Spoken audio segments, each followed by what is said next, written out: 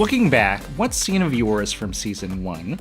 If I was going to pick one, I would say it's the scene where Whittaker comes in and finds Robbie on the floor. Him reluctant to accept help up, him allowing himself to be lifted to his feet by this junior doctor, and then the instinct I had when we shot it to immediately push him off of me. I thought that spoke volumes about the character to me. But I could drop in on an episode from ER I shot 25 years ago and remember how it felt to shoot it. I have a weird sense memory for those things that once you create the cellular, emotional, alchemy to do it, it's easy to revisit for me. I think it's obviously when Dana goes like screaming into the waiting room, breaking up the fight of the two moms. For me, that was just like kind of her at a pinnacle moment. And it's kind of a fun scene. Everyone talks about the punch. I think people talk about that, but I don't know that that defines her. But I do think it was that episode where she breaks up the fight and she helps Javati with Mateo. And, it's all these different things that she's doing. It's so Pittsburgh. It's so rough and tumble. Huh? This ain't Philly? People probably remember me getting fired in the locker scene with Robbie the most, but that's sort of me at my worst, really. So I would like to be remembered for something better than that. I would like to be remembered for, just talking with Garcia in the first couple episodes, or being sassy with the anti-vax lady after the hockey fight. I would like to be remembered for that, but I think people probably remember me for my bad behavior. I'm sorry, it won't happen again.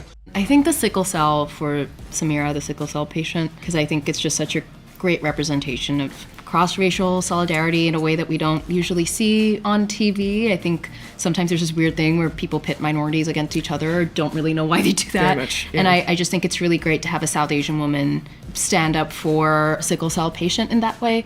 I would really hope that's something people remember about her. Again, I'm so sorry about how you were treated when you first arrived. I think Mel has a unique approach to a lot of things and how her empathy is shown.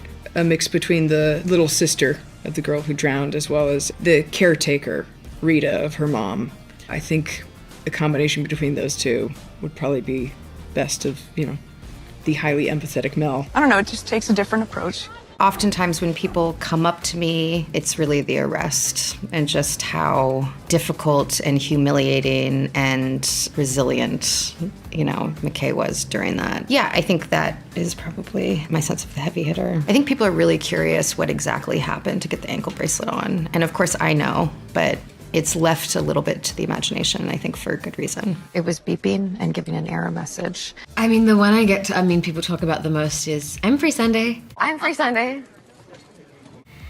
And the Human Utah monologue I do at Dana about Mateo. I sort of ask him out and then go, why do I do that? And then I run away and then monologue about how he gives me altitude sickness. Mateo's like a human Utah. And I think those are the two scenes that people talk to me about the most because I think that visceral cringe is so powerful and it makes people want to crawl out of their skin. They're my Steve Carell in The Office moments. That's my Michael Scott moment. No, because also I remember shooting them and I remember the camera operator not being able to look at me afterwards. For it was I actually just can't. I'm sorry.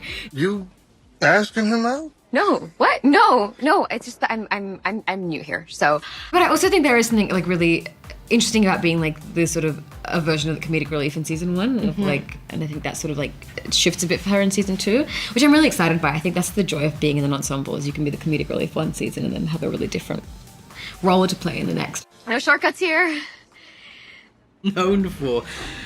One of the fluids for you? Oh yeah, it's going to be, isn't it? I was thinking this is one of the fluids, let's be honest. For me, it is kind of a funny moment, but the rat moment. Yeah. The rat moment, I think, is a nice time where Whittaker, I think, for once maybe feels useful on that day. Yeah. People respond to it. The bloodhound. Yeah, yes, exactly. And maybe he's found more of a place within that environment. Days are numbered, buddy.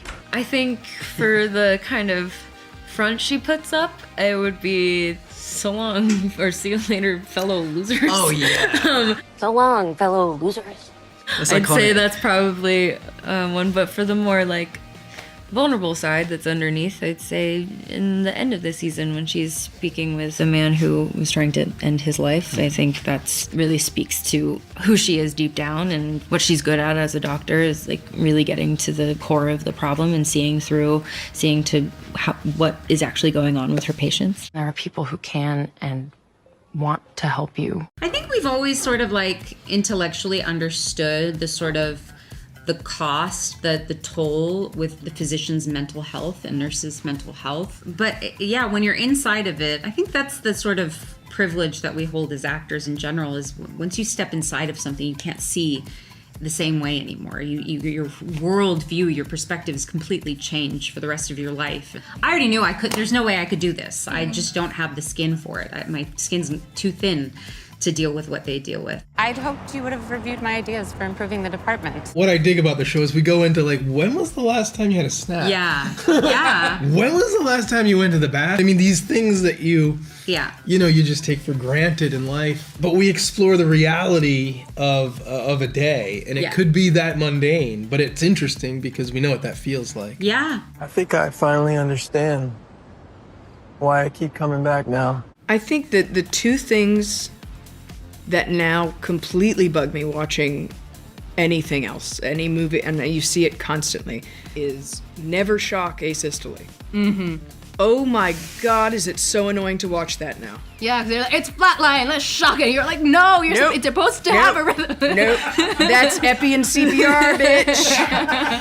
And it's just like so not the right move, and it's astonishing how, and all I asked the doctors too, I went, are people correcting you all the time? And they're like, it's constant. Asystole. Resume compressions.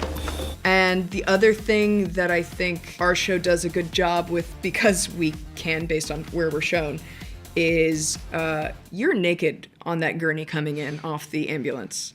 The level of vulnerability of not just injury, it's just like an extra huge, like, oh man, this must be a horrible, horrible day for that person. I think the thing for me is like, is how much of the medical field is female and women. Like we I think realistically the healthcare field is 60% female or more. But it bugs me now when I watch other medical shows and I'm like, there should be white guy, more white guy, women. white guy, white guy, white guy, white guy, white guy, white guy. It's kind of frustrating to like see this like strange misrepresentation that's happening. I also don't see male nurses on other things. Yeah.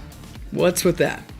Leave it to the professionals. This is going to make me sound like an actor and not a doctor when I reveal this about myself. When we did this procedure earlier, this episode 1, I believe it's called the clamshell, which is a double thoracotomy where you basically cut here and you cut here and then you cut the breastbone and you pop the hood, as they say, giving you full exposure of the chest cavity. I'm always surprised that there's no blood in the chest cavity, that inside under your ribs, there's no blood in there. It's just your guts and your heart and all your organs are in there. But the blood is in all the vessels. It's in all the other stuff.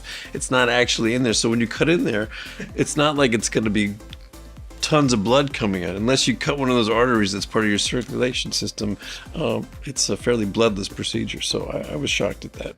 And on that note, I'm going to go check on Louie, and then I'm going to get some air in the ambulance bay, so if anybody needs me, that's where I'll be. I mean, I didn't know you could expose that much of a body. Like, your organs could be... Yeah. Do you know what I mean? Yeah. Episode 1, the clamshell. I was like, that's insane. It's kind of like, does it need to open that wide? Do we need to pop the hood? See all that? Yeah. No. Everything is a surprise. I think for me, seeing like the prosthetics and everything, and everyone being like, yeah, that's real, is when you see a body cut open, you're like, that is a thick layer to cut through. That is some thick matter. And I had surgery recently, and I was like, after that, I was like, oh my God, I know like what happened. I know that they had to cut through this much of, like a layer of mass and muscle and all that stuff. It's really, really wild. Do you guys do this every day? If we're lucky.